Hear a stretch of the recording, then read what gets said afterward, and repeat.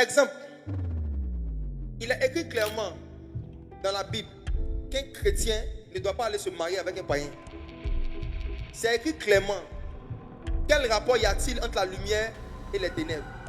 Quel rapport y a-t-il entre le temple du Saint-Esprit et les idoles? C'est écrit clairement. Maintenant, la sœur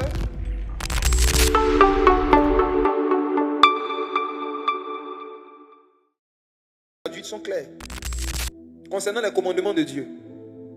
Luc 24, verset 26 à 27. Ne fallait-il pas que le Christ souffrit ces choses et qu'il entrât dans sa gloire? Et commençant par Moïse et par tous les prophètes, il leur expliqua dans toutes les Écritures ce qui le concernait. Hébreux chapitre 7, verset 11 à 12. Hébreux chapitre 7, verset 11 à 12. Si donc la perfection avait été possible par le sacerdoce lévitique, car c'est sur ce sacerdoce que repose la loi donnée au peuple, qu'était-il encore besoin qu'il parût un autre sacrificateur selon l'ordre de Melchisédek et non selon l'ordre d'Aaron? Car le sacerdoce étant changé, nécessairement aussi, il y a un changement de loi. Mes frères et sœurs, suivez ceci. Dieu, dans l'Ancien Testament, avait l'habitude de faire résonner sa voix audible pour que tous les hommes puissent l'entendre. Pourquoi? Dieu le faisait régulièrement parce qu'il n'y avait pas encore les Écritures. Quand il n'y avait pas encore les Écritures, Dieu multipliait les manifestations audibles de sa voix. Mais au fur et à mesure que Dieu, dans sa sagesse et dans son amour, a commencé à donner les Écritures, le nombre de fois où Dieu faisait résonner sa voix audible devant tous les hommes a commencé à diminuer dans l'humanité.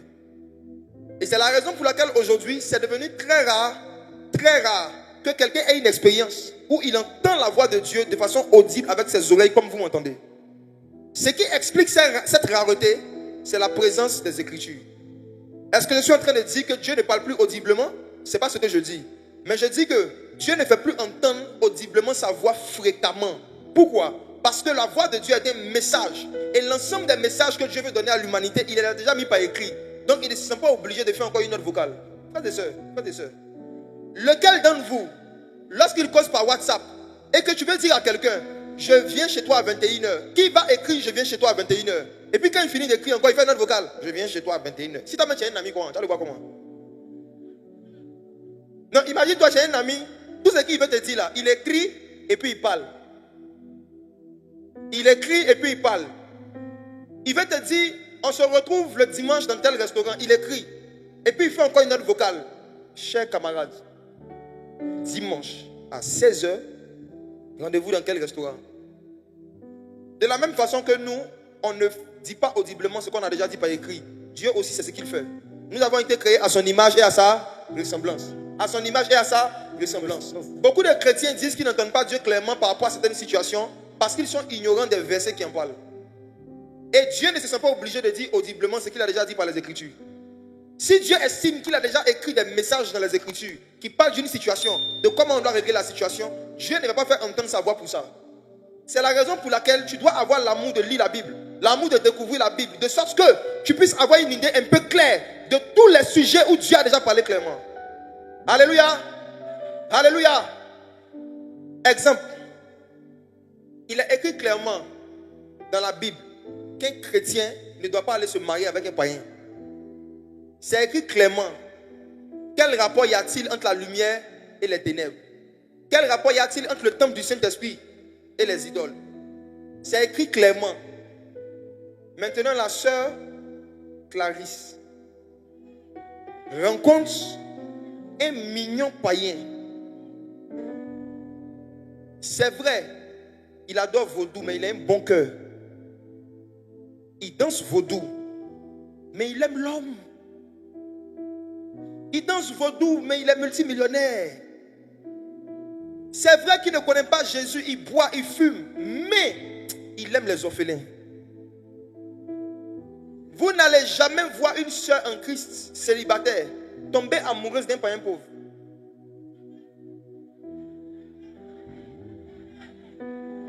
Leur cœur choisissent le type de païen qu'elles vont aimer et elles décident de devenir évangélistes. Je vais le convertir. Je vais l'évangéliser. Dieu m'a révélé que c'est un futur pasteur.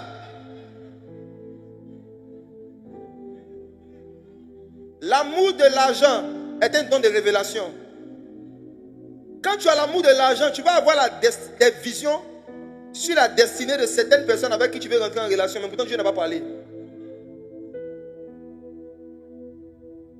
Dieu a déjà dit dans les Écritures que si tu as la grâce de le rencontrer avant de ton mariage, tu ne vas pas te marier avec quelqu'un qui ne le craint pas. C'est écrit. Maintenant, la sœur Clarisse rencontre le frère Pablo. Et elle décide de prendre 7 jours de jeûne et de prière pour connaître la volonté de Dieu. Tu sais qu'il est païen, tu sais qu'il n'est pas né de nouveau, tu sais qu'il n'aime pas Jésus. Mais tu décides d'aller demander à Dieu, Père, est-ce lui? Si ce n'est pas ta volonté, donne-moi un signe. La voix de Dieu. Je connais beaucoup de ceux en Christ qui ont joué à ce jeu, elles toutes ont regretté.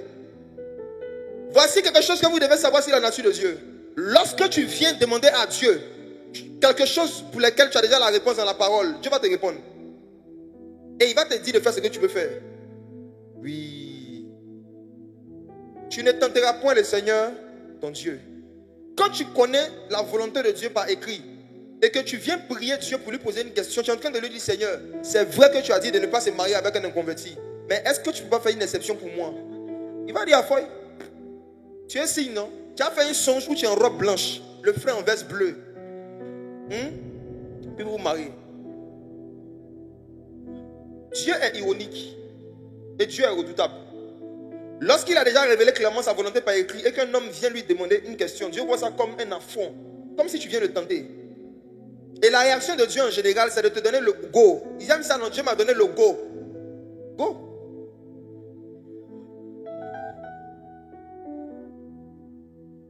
Faites très attention, mes frères et sœurs, à ne jamais prier et jeûner pour interroger Dieu sur un sujet pour lequel la Bible est claire.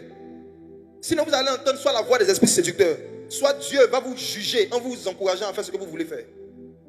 C'est un jugement de Dieu que de recevoir le go pour faire quelque chose qui est contraire aux Écritures. C'est un jugement de Dieu. C'est un jugement de Dieu. C'est un jugement de Dieu.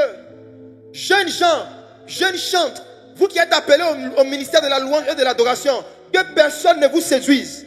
N'acceptez jamais, en tant que des adorateurs, de faire des featuring avec des artistes païens. Même si vous entendez une voix qui vous donne le go, dites à cette voix, arrière de moi, Satan. Je n'ai jamais vu l'ange Gabriel faire featuring avec la sirène des eaux.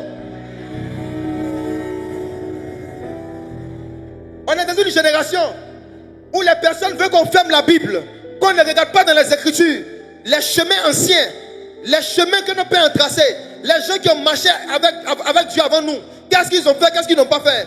On va nous faire quoi? Qui a un Dieu qui commence à donner des révélations nouvelles sur des choses qui étaient des choses interdites dans l'ancien temps. Séduction. Et on veut que nous tous on se ressemble. Vous savez, l'onction, surtout l'onction de prophétie, ne peut pas se manifester de façon authentique à travers et au milieu d'un peuple qui n'a pas un attachement authentique aux Saintes Écritures. Moi, je ne crois pas en cela. Je ne crois pas que l'onction de prophétie se manifeste dans l'apostasie. Je ne crois pas en cela. Jésus a dit, quand vous priez, dites notre Père, que ton nom soit sanctifié. Ça veut dire que le nom de Jésus, le nom de Dieu, ne doit pas être associé au nom de d'autres divinités. Dieu est très attaché à cela. Il dit, il ne laissera pas impuni celui qui prend son nom en vain. Pourquoi on veut nous faire croire que Dieu a changé? Pourquoi on veut nous faire croire que Dieu est devenu gentil? Dieu n'est pas gentil, Dieu est bon. La gentillesse est basée sur les émotions. La bonté est basée sur la justice. Ne mélangez pas les atmosphères. Vous avez reçu un don pour chanter pour Dieu. Sachez que derrière chaque musique, il y a un esprit. La musique est spirituelle. La musique touche les âmes des gens. Donc à travers la musique là, on peut faire rentrer un esprit, on peut faire sortir un esprit. Souvenez-vous de Saül. Saül était tourmenté par un démon. David ne chantait pas, il jouait juste un instrumental et le démon partait.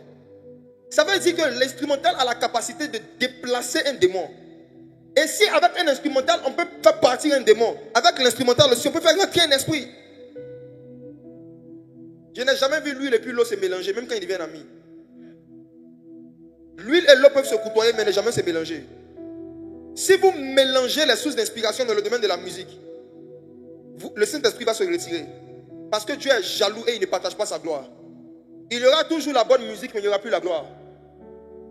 Il y aura toujours la bonne musique, mais il n'y aura plus la gloire.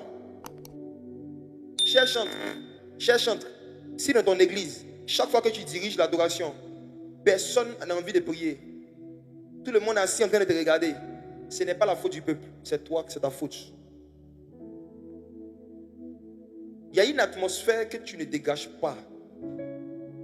Donc il faut arrêter de dire aux gens, levez-vous, vous allez adorer votre Dieu. Levez-vous, vous allez adorer votre... Regarde. Sois sérieux. Il y a deux façons de faire lever le peuple pour adorer leur Dieu. Soit en les menaçant. Tu es venu adorer qui? Pourquoi tu es assis? Ça, c'est une façon de faire. Mais il y a une autre façon d'emmener le peuple à commencer à prier ou à adorer Dieu. C'est d'utiliser l'onction.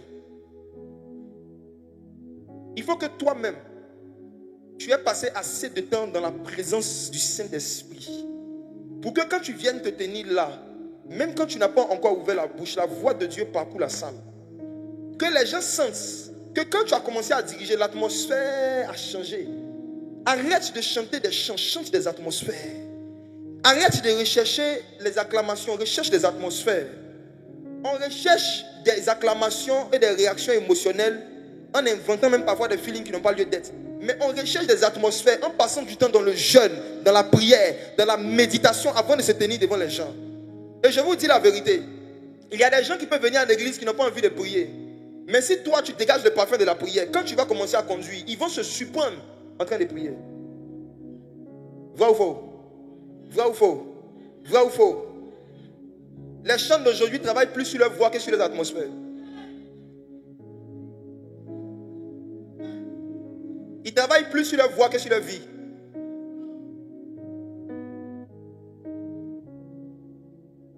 Le Saint-Esprit cherche une génération de musiciens et de chanteurs dont les cantiques ne sont pas les conséquences de la tendance actuelle, mais dont les cantiques sont les conséquences de la voix de Dieu.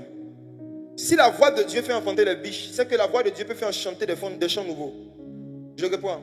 Si la voix de Dieu peut faire enfanter les biches, c'est que la voix de Dieu peut faire enfanter les chantres. Des chanteurs et des musiciens peuvent enfanter des nouvelles atmosphères, des nouveaux chants, pourvu qu'ils entendent la voix de Dieu. Et la première façon de voir, d'entendre Dieu clairement, c'est les Saintes Écritures.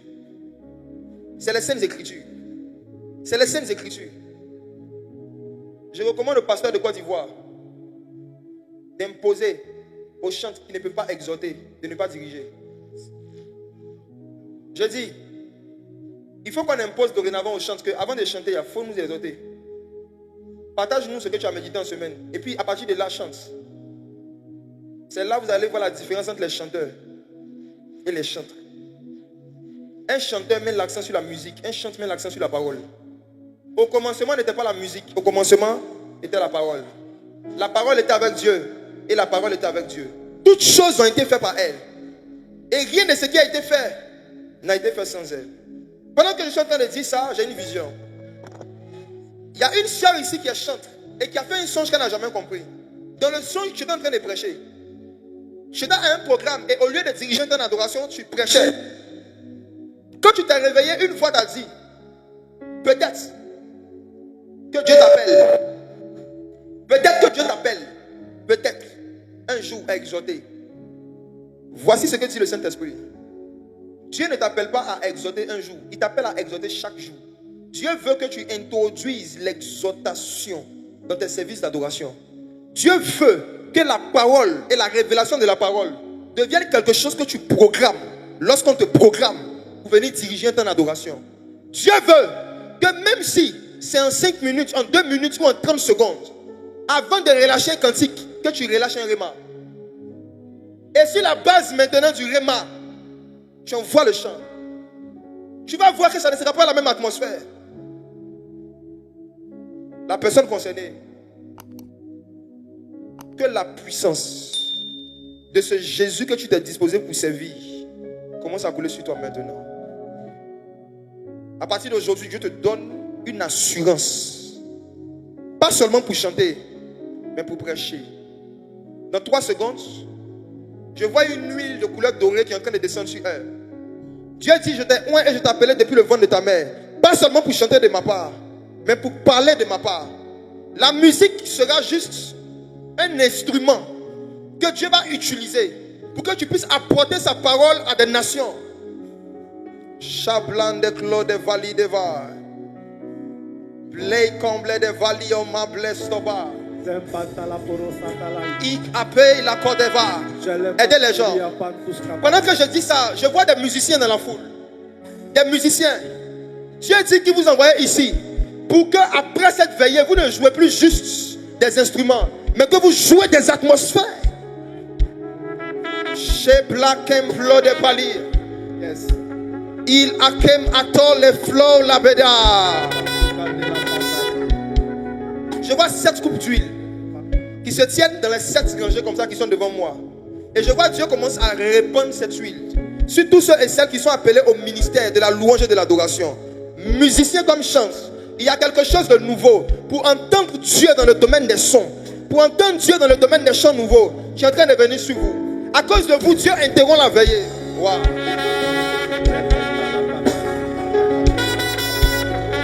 Où ils sont? Je vois 19 personnes. Il y a des chanteurs parmi eux. Il y a des guitaristes parmi eux. Il y a des batteurs parmi eux. Il y a des pianistes parmi eux. C'est le temps de la puissance. Dieu veut que vous jouez avec la puissance. Pas seulement avec la connaissance musicale, mais avec l'atmosphère du ciel. C'était parmi vous, dans des atmosphères de prière comme ça, vous allez parfois avoir la forte impression d'entendre des mélodies. Vous allez avoir l'impression d'entendre des êtres fredonner certaines mélodies que vous aurez envie de reproduire. Et quand je suis en train de dire ça, je vois quelqu'un qui s'appelle Evodi. Evodi. Aidez les gens. Je vois Evodi, à qui le Seigneur avait mis à cœur de pouvoir apprendre la guitare. Tu sens dans ton cœur depuis plusieurs mois que tu dois apprendre la guitare et le piano. Tu es en train de reporter. Tu sais ce qui t'arrive? Je parle non seulement à toi, mais à toutes ces personnes, à tous ces chantres qui ne touchent pas encore un instrument, mais à qui Dieu avait parlé. Vous aviez entendu la voix de Dieu. C'est parce que vous n'avez pas encore obéi que Dieu ne vous a pas encore emmené à l'autre palier de votre ministère.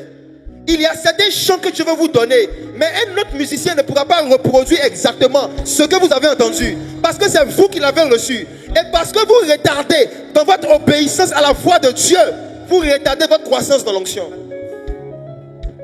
Mais cette nuit, waouh,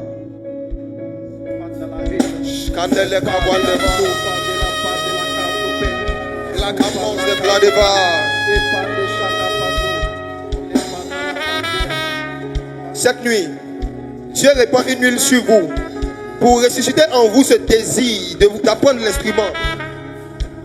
Dieu restaure votre forte envie d'apprendre ces instruments. Parce qu'il y a des chants qui doivent descendre du ciel. Et c'est vous qui devez manifester sa volonté sur la terre dans le domaine de la musique comme au ciel. Comme au ciel. Comme au ciel. Comme au ciel. La génération de ceux qui vont chanter comme au ciel. La génération de ceux qui vont jouer à des instruments comme au ciel est ici. Sur la terre comme au ciel. Beaucoup de personnes, quand ils seront en contact avec les atmosphères de louange et d'adoration que vous allez créer, ils auront l'impression qu'ils sont comme au ciel. Comme au ciel. Comme au ciel. Comme au ciel. Est-ce que vous pouvez jouer? Le ciel est ouvert. Papa qui m'appelle.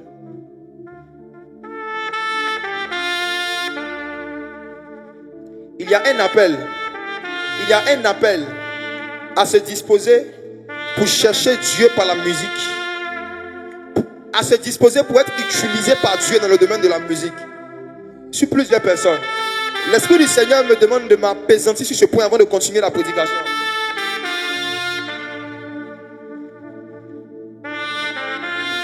Pendant que cette mélodie est en train de passer, peu importe la partie du stade où tu es, si Dieu t'appelle à le servir dans le domaine de la louange et de l'adoration, yes, et qu'il y avait une hésitation, qu'il y avait un découragement, que tu avais vécu, ce soir, le Dieu de ton appel est en train de te rappeler et de restaurer en toi la passion. Shadir, venez avec eux. Venez avec eux. Service d'ordre. Dans 15 secondes, la gloire de Dieu va commencer à tirer des personnes. Tu es né pour me louer, dit le Saint-Esprit. Tu es né pour conduire le peuple à m'adorer, dit le Saint-Esprit. Tu es né pour ça. Tant que tu ne fais pas ça, tu ne seras pas en paix. Tant que tu ne fais pas ça, tu ne seras pas en joie. Aidez-les partout. Bali complet de va.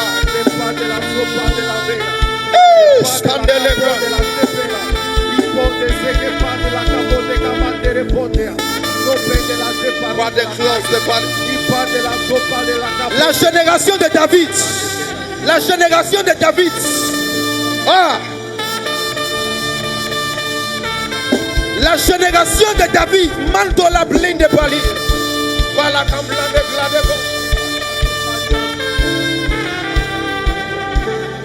Brandi plat de bas.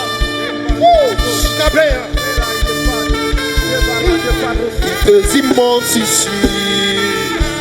Voilà Kandala Kawenos Bali. Moi j'entends une voix qui me dit monte ici. Et moi je répondis, hein, papa me voici. Moi j'entendis une voix qui me dit monte ici. Et moi je répondis, papa me voici. Papa me voici. Papa me voici. Papa me voici. Oh. Papa me voici. Papa me voici. Papa me voici.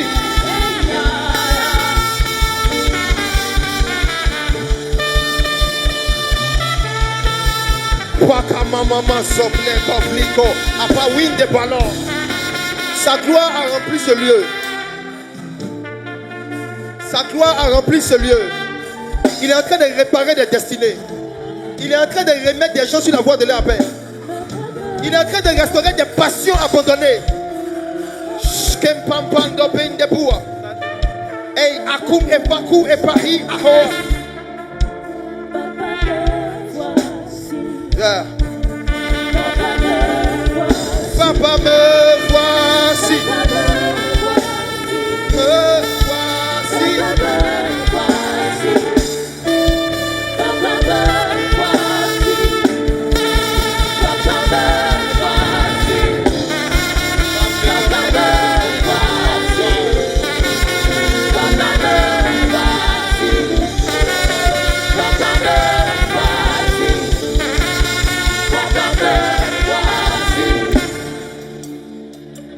Je prie pour vous. Père, voici cette génération. Toi qui prends les choses viles pour confondre les forces. C'est de ceux qui sont à la mamelle que tu as tiré ta louange. Certains parmi eux ont été brisés, insultés, rejetés. Certains parmi eux ont été désorientés par des fausses prophéties. La génération de David. Tu as dit que dans les derniers jours, tu vas restaurer la tonne de David. Tu vas restaurer le style d'adoration davidique, qui n'est pas commercial, mais qui est prophétique et spirituel. Père, je te recommande cette génération. Pendant qu'ils sont là ce soir, que ta gloire les fasse rentrer dans ce que tu as prévu pour eux. Scambelam de Blador. Dans 4 secondes, revêtement de puissance pour vous. 4, 3, 2, aidez-les. Aidez-les. Pande, Skova, Ela, Scooby, Bladel, Bladé, Oplay, Skador, Skiva, La Bar, La Blé, Oplay, Ombli Skapi, Skate Kamandega, Skadi Apalea, et il a paille, Skenda Pia, Laïgapo. Ah! Aidez-les. Skipa, les bons, scaton.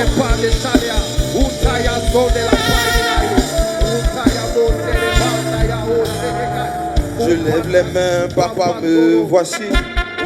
Je lève les mains, papa, me voici.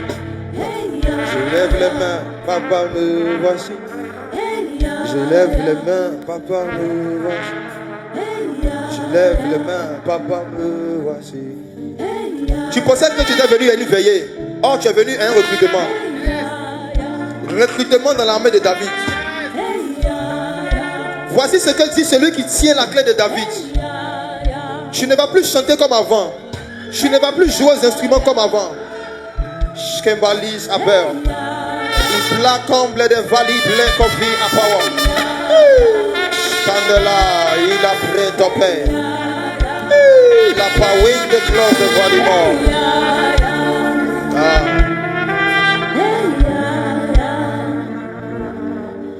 Wow. Wow. Wow. Wow.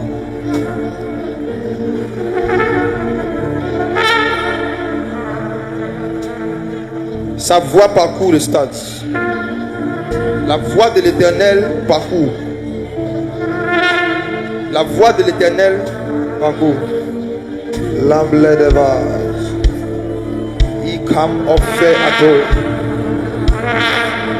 Yeah. L'atmosphère est devenue bizarre. Yeah. Sur le terrain, assis tranquillement, je vois 4 évangélistes, 4 personnes appelées au ministère d'évangélisme, assis tranquillement. Dieu ne vous a pas envoyé ce soir juste pour que vous entendiez une prédication. Aidez-les. Il vous a envoyé pour que vous entendiez sa voix. Sa voix. Vos évangélisations vont devenir le reflet de sa voix. Shkader. Les comblés de vos.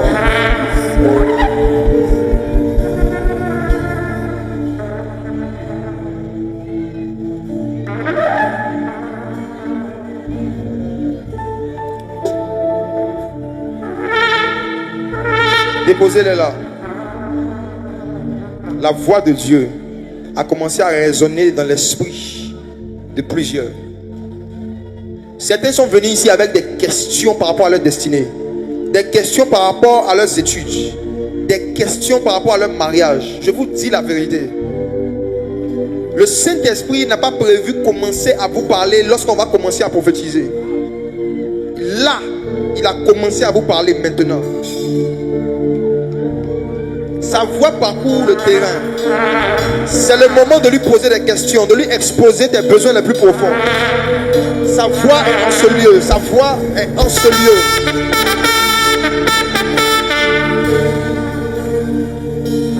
Sa voix est en ce lieu. Il fait son entrée. Il fait son entrée.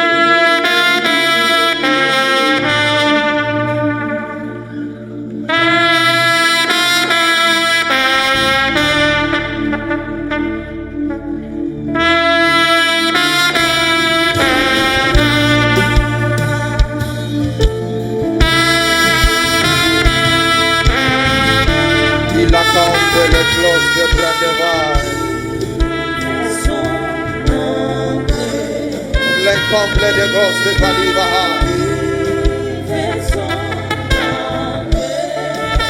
Les complets de Valibaha.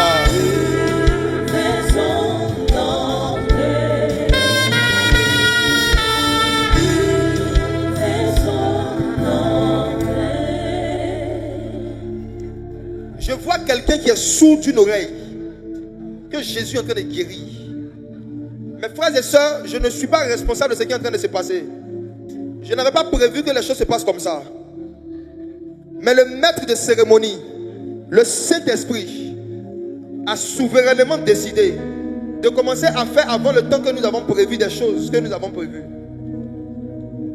Je vois quelqu'un qui a un esprit de sudité qui est en train d'être visité par le Saint-Esprit. Il y a un sou qui a commencé à entendre. Clément.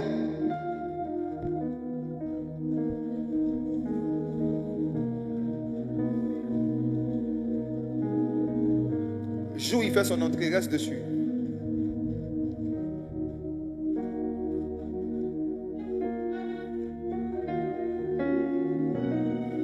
Quelqu'un vient d'être guéri de la myopie là. Tu vois clairement. Je vois Dieu en train de clarifier des handicaps, des anomalies par rapport à certains organes. Je vois le Saint-Esprit en train de toucher les yeux de quelqu'un. Et quand tu regardes, tu te rends compte que tu vois de plus en plus clairement. Ce n'est pas une impression, c'est une réalité. Jésus te guérit. Jésus t'a guéri.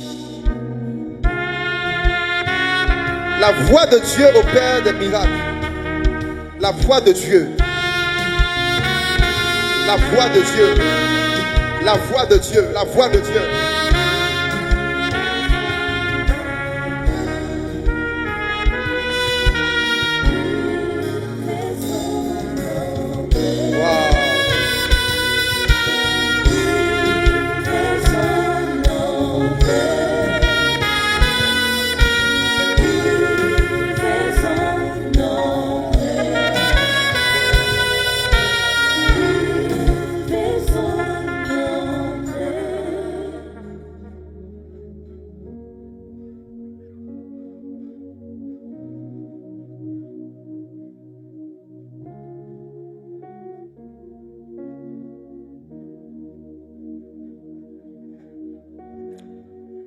Il y a des gens qui cherchent Dieu. Et il y a des gens que Dieu cherche.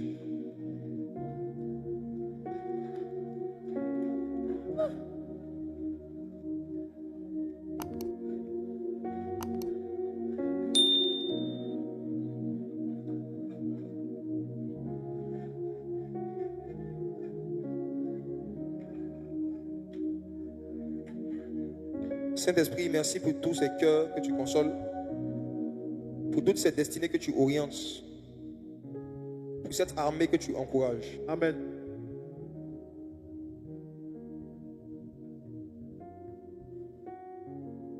Est-ce qu'on peut acclamer Jésus pour leur vie? Aidez-les à se rasseoir. Est-ce qu'on peut célébrer Jésus? Aidez-les à se rasseoir.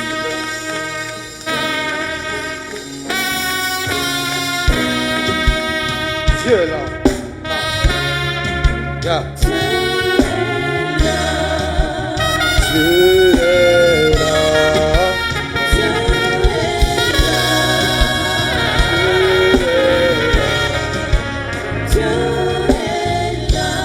Alléluia. Amen. Asseyez-vous. Aidez-les à s'asseoir. Ceux qui ne le peuvent pas, laissez-les, c'est pas grave. Ceux qui peuvent s'asseoir, asseyez-vous. Est-ce que le message est doux? Est-ce que le message est doux? C'est sucré. Ok. À part les Écritures, la deuxième manière dont Dieu peut te parler clairement, c'est à travers les songes et les visions claires. Les songes et les visions claires. Je vais commencer avec ça. Et on va voir comment l'Esprit du Seigneur va nous conduire encore. Job chapitre 33, versets 14 à 15. Parfait, laisse-le. Job chapitre 33, verset 14. Yeah. Dieu parle cependant, tantôt d'une manière, tantôt d'une autre, et l'on n'y prend point garde. Il parle par des songes, par des visions nocturnes, quand les hommes sont livrés à un profond sommeil, quand ils sont endormis sur leur couche. On va lire le deuxième verset dans Actes chapitre 10, à partir du verset 3. Actes chapitre 10, à partir du verset 3.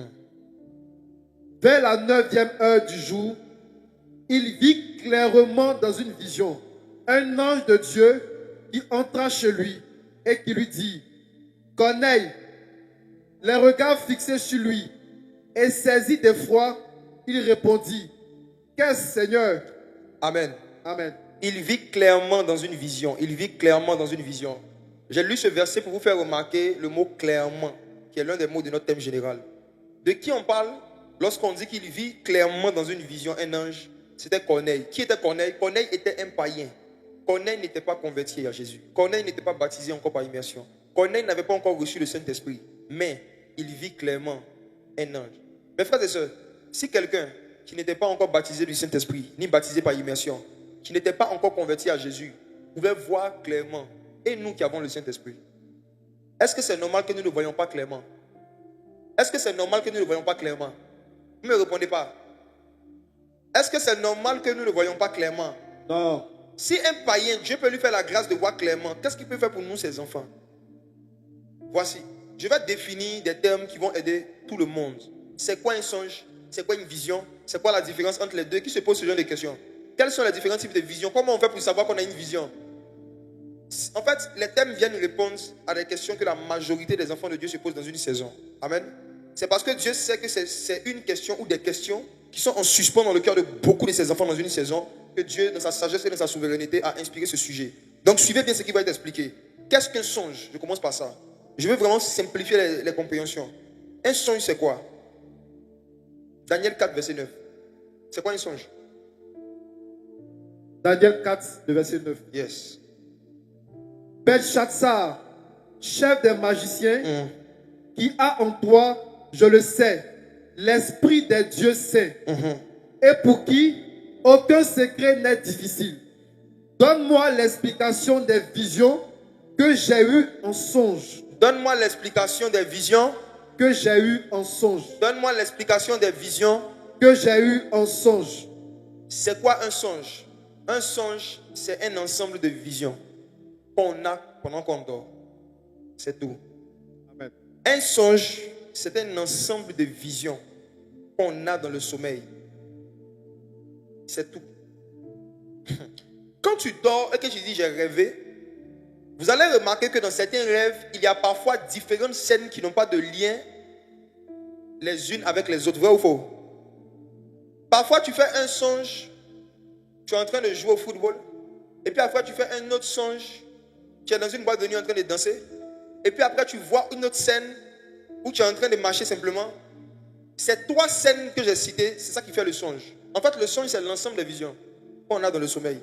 Donc, quand tu dors, ce n'est pas tout ce que tu vois qui est un songe. Si ce que tu vois ne vient pas de Dieu et n'a pas de sens, ce n'est pas un songe. C'est une illusion et une imagination que tu as eue, mais dans le sommeil. Supposons que tu dors et puis tu vois un Maouya qui a porté talon, avec perruque rouge. Et puis il marche et puis tu te réveilles. Et tu oses aller voir ton pasteur. Tu dis, homme de Dieu, aide-moi à interpréter ce rêve. Toi-même rêve là, quand tu regardes là, on peut interpréter ça. Ce n'est pas tout ce que nous voyons quand nous dormons qui est un songe ou une vision. Parfois aussi dans les songes, il y a de la vanité. Et il y a un passage que je lis dans Ecclésiaste. Il y a de la vanité dans la multitude des songes. Dans les songes, il y a des scènes qui vont marquer votre esprit, qui vont attirer votre attention et qui vont parfois vous tourmenter. Ça veut dire que tu sais que tu as dormi, tu as vu beaucoup de choses, mais il y a une scène en particulier qui va rester dans tes souvenirs. Comme je l'ai dit au début, quand Dieu parle, il y a un souvenir qui reste. Dans tes souvenirs, tu vas te rappeler d'une scène qui revient à chaque fois, que tu ne comprends pas. C'est la voix de Dieu. Fais tout pour essayer de comprendre cette scène avant de continuer ta vie. Sinon, tu peux rater une direction importante ou une information importante pour ta destinée. Il y a un roi qui s'appelait Nebuchadnezzar qui a dormi et il se réveille le matin et il a oublié ce qu'il a vu. Mais il savait que ce qu'il a vu, ce n'était pas des vanités, mais c'était des visions qu'il a eues en songe. Donc il a commencé à chercher dans tout le royaume de Babylone quelqu'un qui allait pouvoir l'aider à pouvoir interpréter ces visions qu'il a eues en songe. J'ai une mauvaise nouvelle à annoncer à tous les chrétiens qui ont l'habitude de chercher des gens qui vont leur expliquer leurs songes. Est-ce que je peux annoncer la mauvaise nouvelle? Vas-y. La mauvaise nouvelle, c'est que de Genèse à Apocalypse, jamais un enfant de Dieu n'est allé demander à un enfant de Dieu d'interpréter son songe. C'est toujours les païens qui cherchaient l'interprétation de leurs rêves. À chaque fois que Daniel et Joseph sont allés aider quelqu'un pour interpréter son rêve, ce n'était pas le rêve d'Anania ou d'Azaria. C'était les rêves des païens. La leçon que tu dois tirer de ça, c'est quoi? C'est de dire que si tu es encore au stade où toi-même tu n'arrives pas à comprendre tes rêves, c'est qu'il y a une relation avec Dieu que tu n'as pas. C'est ceux qui n'avaient pas de relation avec le Seigneur, qui cherchaient toujours l'interprétation de tous les rêves. Quelqu'un qui est en communion avec Dieu doit avoir la foi que le même Dieu qui t'a donné le songe, le même Dieu peut te donner l'interprétation. Tu dois avoir la foi de croire que Dieu peut te faire comprendre ce qu'il te montre.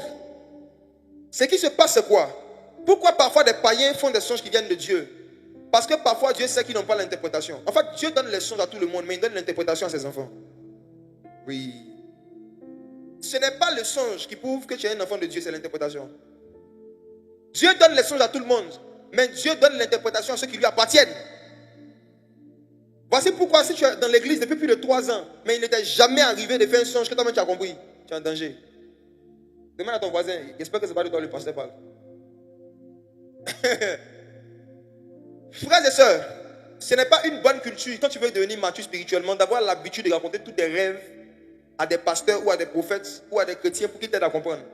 Lorsque tu fais un songe que tu ne comprends pas, la première personne à qui tu dois t'adresser dans le jeûne et dans la prière pour comprendre, c'est l'auteur du songe qui est le Saint-Esprit. Tu dois chercher la compréhension et l'interprétation dans le jeûne et dans la prière auprès du Saint-Esprit. Et c'est lorsque le Saint-Esprit maintenant te dit, va raconter le songe à telle personne que tu vas raconter. Si tu veux grandir dans la faculté, que Dieu te parle clairement dans le domaine des songes, il faut éviter de développer la culture, d'aller rapidement exposer tous tes songes, tous tes rêves à des pasteurs, à des prophètes ou à d'autres frères et sœurs. Alléluia.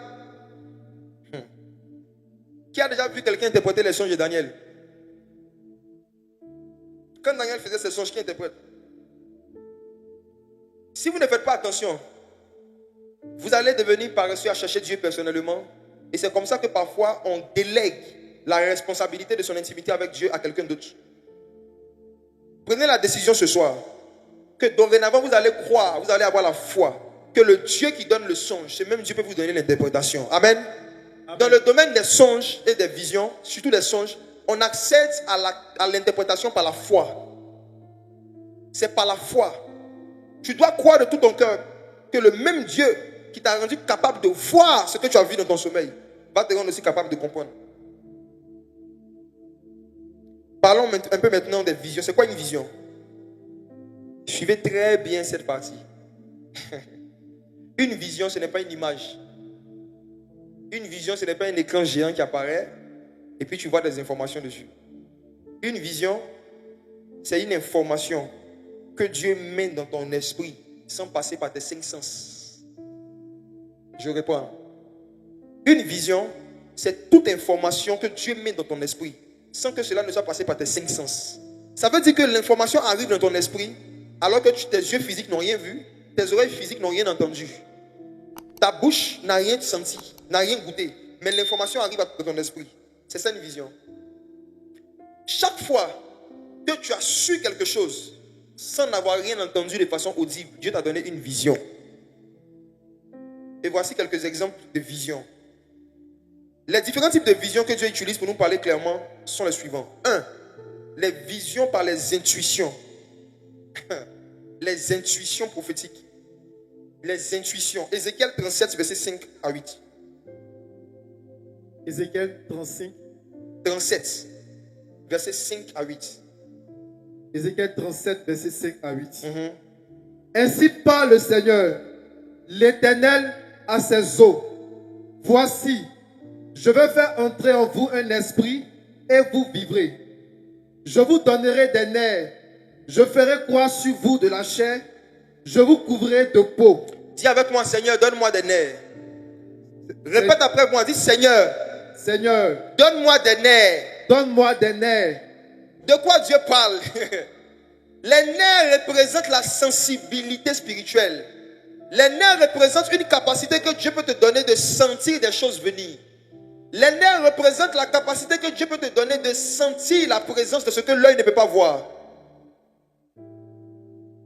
Qui a déjà vécu cette expérience où tu as arrêté quelque part et puis tu as l'impression que quelqu'un est passé à côté de toi rapidement mais tu ne vois personne? Qui a déjà vécu ça?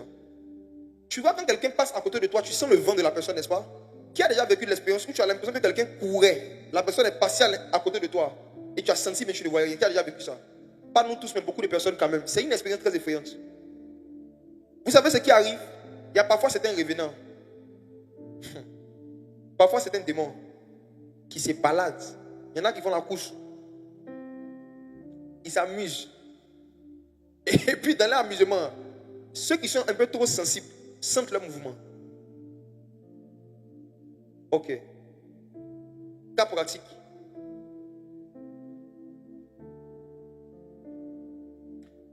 Il y a quelqu'un ici qui habite dans une maison. Tu habites seul, c'est dans un studio. Il t'est arrivé à 2 reprises d'avoir l'impression pendant la nuit qu'il y avait un bruit dans la cuisine du studio. Bruit comme quelqu'un qui est en train de marcher, de parler. C'est arrivé 2 fois. Et il y a une pensée qui t'est venue à plusieurs fois que est-ce que cette maison n'est pas hantée? Viens.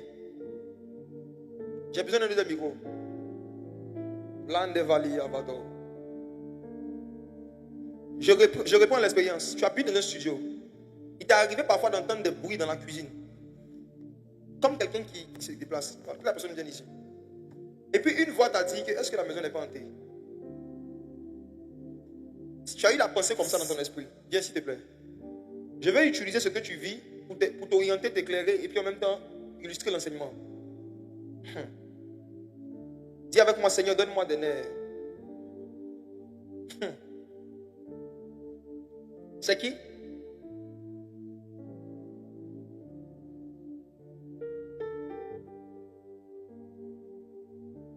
Je ne vois pas tout le monde, hein. Tout le monde nombreux. La personne est en train de venir? La personne arrive? Oui, sur le côté gauche. Ok. Elle vient. J'aime ce son. Iba oh, Iba. Iba oh, Iba. Donnez le micro s'il vous plaît. Chamble d'Aga Villa Divalo, justement.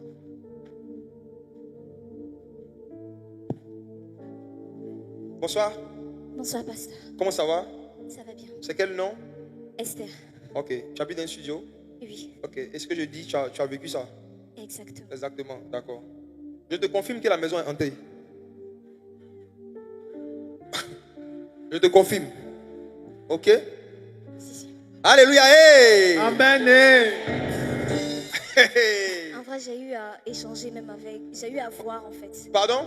J'ai eu à voir. Parle un peu plus fort. À voir Tu as vu quoi? une dame. Attends, je la décris. Comment? C'est une maman Effectivement. qui est noire. C'est-à-dire que je peux pas, c'est vrai que tu n'as pas vu la couleur de sa peau, mais tu as senti sa corpulence, elle est robuste. Elle est robuste, ouais. J'entends pas. Si, si. Ok. Je vais te parler de la personne qui habite avec toi, mais que tes yeux ne voient pas. Et ce soir, tu vas repartir avec une puissance, elle va déménager. Amen. Elle va déménager. Ce n'est pas toi qui dois déménager, c'est elle. Parce que tu es en train de penser à ça. Si, si. Tu es en train de penser à déménager. Oui. Parle-moi dans le micro. Oui, papa. Ne bouge pas. Jésus n'a pas dit en mon nom les démons vont vous chasser. Il dit en mon nom vous chasserez les démons. Amen. Voici. Il y a une femme qui habitait là-bas et qui est morte en fait par crise cardiaque. Longtemps avant toi. Et il se trouve que son esprit est resté là-bas. Parce qu'elle a été tuée en sorcellerie. Et c'est elle en fait qui chaque fois qu'il y a un locataire dans la maison, qui vient s'amuser avec lui. Mais tu es son terminus. Amen. Yes. Voyez ce que tu vas faire.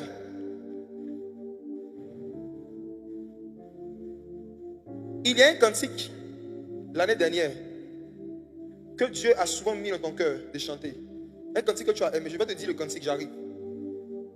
Quand tu retournes ce soir, chante le chant et puis dors en paix. Tu comprends? Derrière chaque cantique, il y a une atmosphère spécifique que le Saint-Esprit peut créer en fait. Ce cantique-là, je l'ai fredonné tout à l'heure. Le ciel est ouvert.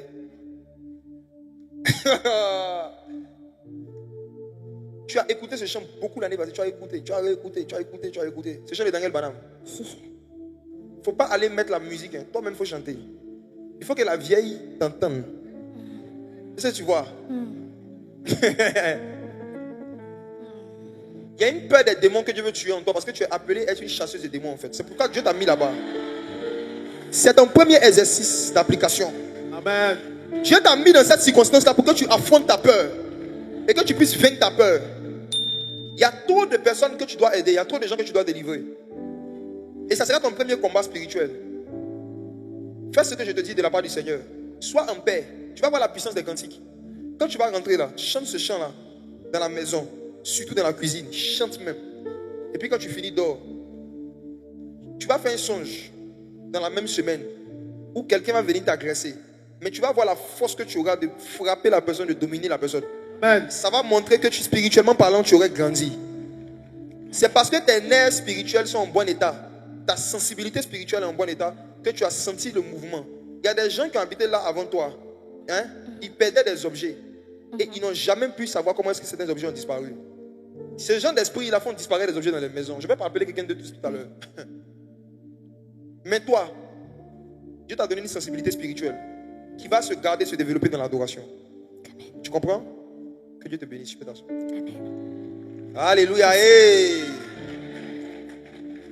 Dis avec moi, Seigneur, donne-moi des nerfs. Seigneur, donne-moi des nerfs. Les intuitions prophétiques, c'est la capacité de sentir quelque chose sans voir. C'est la capacité de sentir le mouvement de certains esprits. La faculté de sentir des dangers venir. La faculté de sentir des choses. Et il y a des personnes chez qui c'est très développé. Il y a des amis, qui a déjà eu ce genre d'amis où chaque fois qu'il va te dire, celle-là, elle va te trahir. Ça arrive. Les hommes, ayez l'habitude d'écouter vos femmes. Parce que dans ce domaine-là, Dieu parle beaucoup aux femmes avec les intuitions, les fortes intuitions. Tu peux avoir un ami que tu aimes, tu dis c'est mon meilleur pote. Et puis la femme va te dire, ton meilleur pote là, je ne le sens pas. C'est le plus bas niveau de révélation prophétique. Parce qu'il n'y a pas de précision. Mais c'est des fausses impressions persistantes. Et qui parfois même peuvent être dérangeantes vis-à-vis des gens. Tu n'as pas encore de fait. Mais quand tu vois la personne, tu te sens dérangé dans ton esprit. Ne négligez pas cela. Quand vous rencontrez quelqu'un que vous ne connaissez pas, qui ne vous a jamais fait de mal, et qui n'a jamais fait de mal devant vous, de ceux qui vous n'avez jamais entendu de mal, mais chaque fois que vous êtes en contact avec la personne, vous sentez une gêne, un malaise que vous n'arrivez pas à expliquer. C'est la voix de Dieu. C'est la voix de Dieu. Certes, cette voix n'est pas encore claire, mais d'abord, Dieu te parle de façon pas claire. Il faut écouter ça d'abord, puis clair va venir après, ok? Amen. Lisons un deuxième passage qui montre comment est-ce que David avait cette expérience. 1 Samuel 24, verset 3 à 7. Parfois tu t'apprêtes à faire quelque chose, puis ton cœur bat, ton cœur bat, ton cœur bat, tu as peur, tu as peur, tu as peur. C'est la voix de Dieu. Parfois tu t'apprêtes à signer un contrat chez un homme d'affaires. Et à quelques jours du contrat, tu te sens mal, tu te sens hésitant. Tu as envie de remettre la chose en question. C'est la voix de Dieu. Tout ce qui n'est pas le fruit d'une conviction. 1 Samuel 24, verset 3 à 7. 1 Samuel 24, verset 3 à 7. Saül prit 3000 hommes d'élite sur tout Israël. Et il alla chercher David et ses gens jusque sur les rochers des boucs sauvages. Il arriva à des packs de brebis qui étaient près du chemin. Et là se trouvait une taverne où il entra pour se couvrir les pieds. David et ses gens étaient au fond de la caverne. Verset 5. Les gens de David lui dirent, voici le jour où l'Éternel te dit, je livre ton ennemi entre tes mains, traite-le comme bon te semblera. David se leva et coupa doucement le pan du manteau de Saül. Verset 6. Après cela, le cœur lui battit, parce qu'il avait coupé le pan du manteau de Saül. Saül était l'ennemi de David. David est venu juste couper un morceau de son habit. Et dès qu'il a fini, la Bible dit que le cœur de David a commencé à battre. Son cœur lui battit. Ça veut dire qu'il s'est senti mal pour avoir fait juste ça. Parfois, on pose des actions, ou on s'apprête à poser des actions et on se sent mal. Notre cœur bat anormalement. Alors que logiquement, ce qu'on s'apprête à faire n'est pas bizarre. Parfois, c'est juste Dieu qui est en train de nous parler. Et vous allez voir que dans l'expérience, toutes les fois où vous n'allez pas écouter cette sensation-là, quelque chose de mal va arriver. Qui a déjà vécu ça? Ne négligez plus vos intuitions constantes, répétitives. Dieu parle aussi comme ça, mais à ce niveau, ça peut ne pas être clair. Deuxième forme de vision. Les visions par la révélation de la parole. Dis avec moi, Réma. Réma. Dis avec moi, Réma. Réma. Est-ce que vous savez que chaque Réma est une vision? Parce que c'est une information qui ne vient pas du cerveau, mais qui vient du Saint-Esprit et qui arrive dans ton esprit sans que tu n'aies réfléchi. Genèse chapitre 15, verset 1. Il faut que votre compréhension des visions change ce soir. Genèse 15, verset 1. Après ces événements, la parole de l'Éternel fut adressée à Abraham dans une vision. La parole de l'Éternel fut adressée à Abraham dans une vision. Et la parole dit quoi? Et il dit, Abraham, ne crains point, je suis ton bouclier et ta récompense sera très grande. Frères et sœurs, la première fois que le mot vision a été utilisé dans la Bible, c'était dans ce verset. Et qui a eu la vision? C'est Abraham. Abraham n'a pas vu une image, il a entendu une parole. C'est la parole de Dieu qui lui a été adressée, mais dans une vision. Ça veut dire qu'Abraham a reçu un réma dans son esprit. Et la Bible appelle ça une vision. N'est-ce pas que tu as déjà eu des visions? Qui a déjà eu ce genre de vision? Une parole que personne ne t'explique, un verset que personne ne t'explique, mais la compréhension vient dans ton esprit. À chaque fois que tu as lu un verset, que tu as ouvert ta Bible et que tu as compris la parole de Dieu, la parole t'a été adressée dans une vision. Aucun homme ne peut comprendre la parole de Dieu s'il n'a pas reçu une vision de Dieu. Ouais. On appelle ça les visions sans image, les visions audibles. Frères et sœurs, j'insiste sur ce point parce que je ne veux pas que vous soyez une génération de chrétiens qui négligez la recherche de la compréhension des Écritures au profit des voix audibles. J'ai connu des gens qui ont fermé leur Bible et qui sont allés jeûner 21 jours pour que Dieu leur parle. Et ils ont entendu des voix audibles qui leur ont dit de faire des choses horribles. Fermer sa Bible pour chercher Dieu, c'est fermer la bouche de Dieu sur sa vie. Fermer sa Bible pour chercher Dieu, c'est fermer la bouche de Dieu sur sa vie. Parce que le domaine où la parole de Dieu est claire, c'est dans le domaine de la parole. Le domaine où la voix de Dieu est claire, la voix de Dieu est claire par sa parole. Et c'est merveilleux que quand Dieu t'adresse sa parole dans une vision, pour que Dieu te donne sa parole dans une vision, il faut que tu lui dises, Seigneur, parle-moi par ta parole. Parle-moi par ta parole. Pas par mes oreilles, par ta parole. Par ta parole. Voici une expérience merveilleuse à laquelle vous pouvez vous exposer. Si vous avez l'habitude d'ouvrir votre Bible en disant, Dieu, parle-moi. Pendant que je serai en train de lire, je vais voir ce que tu vas me dire. Dieu a réservé une catégorie d'anges qui sont spécialisés dans le fait de venir expliquer la Bible et expliquer les Écritures à ceux qui lisent la Bible. Est-ce que vous savez ça? Permettez-moi de vous parler de quelque chose de bizarre. Si vous lisez le livre de Daniel nous parle non seulement de la vie de Daniel, mais des expériences spirituelles de Daniel. Et parmi les expériences qu'il avait, Daniel dit dans Daniel chapitre 9, je crois, on va lire ça, Daniel 9, verset 2. Il avait à cœur de lire le livre de Jérémie. Et comme il a commencé à lire Jérémie, Dieu a envoyé un ange pour lui expliquer ce qu'il a lu. Daniel 9, le verset 2. La première année de son règne, moi, Daniel, je vis par les livres. Il dit, il a vu par quoi? Par les livres. Dis avec moi, je vis par les livres. Je vis par les livres. Dis avec moi, je vis par les livres. Je vis par les livres. Est-ce que vous savez qu'à travers les livres, vous pouvez avoir des visions? C'était l'expérience de Daniel. Quand Daniel voulait voir clairement, il ouvrait clairement sa Bible et il voyait par les livres. Je prie pour toi ce soir. Amen. Que la grâce de voir par les livres se soit accordée au nom de Jésus. Amen. Je prie pour toi qu'après cette veillée, chaque fois que tu lises un livre de la Bible, que tu vois la parole de l'Éternel. Amen. Je prie pour toi ce soir que le Dieu de Daniel commence à se révéler à toi à partir de cette nuit. Amen.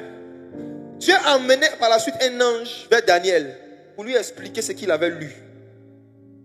Pour lui expliquer ce qu'il avait lu. Ce que je vais dire est un peu lourd. Mais je pense que les croyants qui n'ont pas de Bible n'ont pas d'ange. Je pense que les croyants qui se promènent sans Bible se promènent sans ange. Parce que dans Apocalypse, Jean dit qu'il a vu un homme qui était assis sur un cheval blanc. Sur son nom, sur sa cuisse était écrit la parole de Dieu. Et les anges le suivaient. En fait, les anges suivent la parole. Donc quand tu marches à Cocody là, s'il n'y a pas une parole de Dieu sur toi, les anges ne te suivent pas. Parce qu'ils ne suivent pas les hommes, ils suivent la parole. Ils suivent la parole. Quand la parole est en toi, quand la parole est sur toi, quand la parole est avec toi, quand un ange te regarde, il ne voit pas un jeune, il voit une parole. Et il suit la parole. Les anges suivent la parole. Ils suivent les Écritures. Tu connais combien de versets par cœur? Tu connais le numéro de ta go par cœur. Mais tu ne connais pas un verset par cœur. Il y a des gens ici qui connaissent par cœur le nom de beaucoup de joueurs, avec les numéros même des joueurs et puis les postes. Mais un verset, même Jean 3,16, il ne pique pas. Jean 3,16. Plus tu vas te remplir de la parole, plus les anges vont se sentir attirés par toi. Vous allez voir que dans Somme 29, la Bible dit que la voix de Dieu retentit sur les grandes eaux. Les grandes eaux, ce sont les versets bibliques, c'est la parole. Plus vous allez vous remplir de la parole, la voix de Dieu va résonner en vous, va retentir en vous. Se remplir de versets bibliques, c'est se remplir de détecteurs de faux évangiles. C'est se remplir d'un détecteur de fausses prophéties. Quand tu es rempli de versets bibliques, quand tu es rempli de la parole de Dieu, quand quelqu'un veut commencer à prophétiser sur toi, automatiquement, il y a quelque chose qui s'active en toi. Et ce qu'il dit là passe par un filtre de versets. Le diable est en train de se battre pour qu'il y ait de moins en moins de chrétiens qui bossent la parole de Dieu. Lorsque nous étions petits, il y avait une bonne pratique dans les églises. On vendait des autocollants avec des versets, vrai ou faux. Les gens collaient des versets sur la porte, collaient des versets dans leur bureau, collaient des versets partout. Un moment même, certains chrétiens avaient des versets comme photo de profil sur certaines de leurs pages, certains écrans. Aujourd'hui, il faut enlever photo de ton pasteur en photo de profil, il faut mettre un verset, ça va t'aider. C'est un conseil d'amis.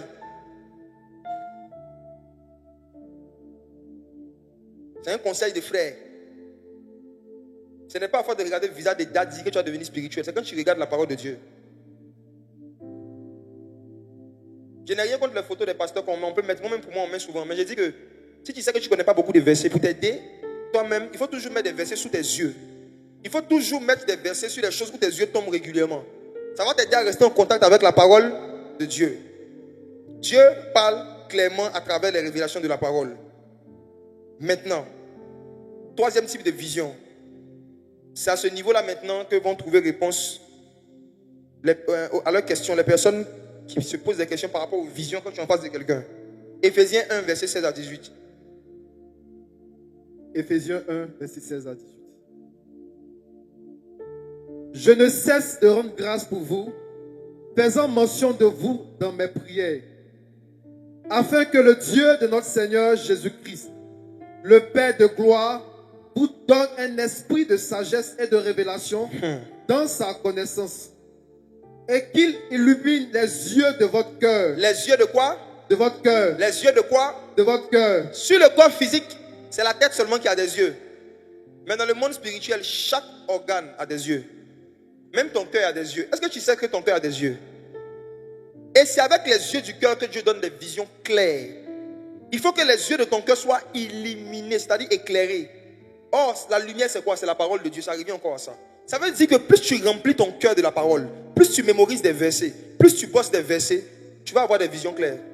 En fait, la clarté des visions de ton cœur dépend de la quantité de lumière que tu as fait rentrer à l'intérieur de toi. Oui. La clarté des yeux de ton cœur dépend de la lumière que tu as mise dans ton cœur. Bosser la parole de Dieu, c'est mettre la lumière dans son cœur. Les yeux du cœur. Les yeux du cœur. Tout à l'heure, quand j'ai dit j'ai une vision et que j'ai appelé la fille, je vous dis la vérité, frères et sœurs, je n'ai vu aucun écran. Je n'ai pas entendu une voix audible. Tout s'est passé dans mon cœur. C'est les yeux de mon cœur qui ont vu qu'il y avait Atoto dans la maison de la sœur. C'est les yeux de mon cœur. Yes. Yeah. Quand tu prends le temps de mettre de la lumière en toi, de la parole de Dieu en toi, d'apprendre la parole de Dieu, tu illumines les yeux de ton cœur. Et maintenant ton cœur peut voir clairement les choses que Dieu lui montre. Le problème avec les chrétiens, c'est qu'ils pensent que Dieu ne leur montre pas des choses. Dieu montre, c'est vous qui ne voyez pas. Mais tu auras beau montrer un éléphant à un aveugle, il va dire qu'il ne voit rien. Dieu montre des choses. Dieu montre. Maintenant, est-ce que les yeux de ton cœur sont éclairés? La quantité de paroles qui est en toi, la quantité de lumière en toi, est-ce qu'elle est assez forte? Vous allez voir que tous les serviteurs qui opèrent de façon authentique dans la parole de connaissance, c'est des gens qui ont la connaissance de la parole. Je reprends ma phrase. Tous ceux qui opèrent dans la parole de connaissance de façon authentique, c'est des gens qui ont la connaissance de la parole. Si vous voyez quelqu'un qui sait prophétiser bien, mais qui ne sait pas enseigner, fuyez-le.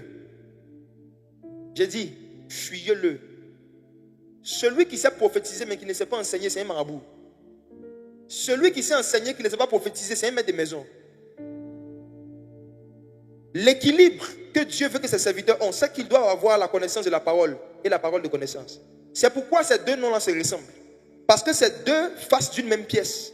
Plus tu remplis ton cœur de la connaissance de la parole, plus les yeux de ton cœur vont recevoir des paroles de connaissance.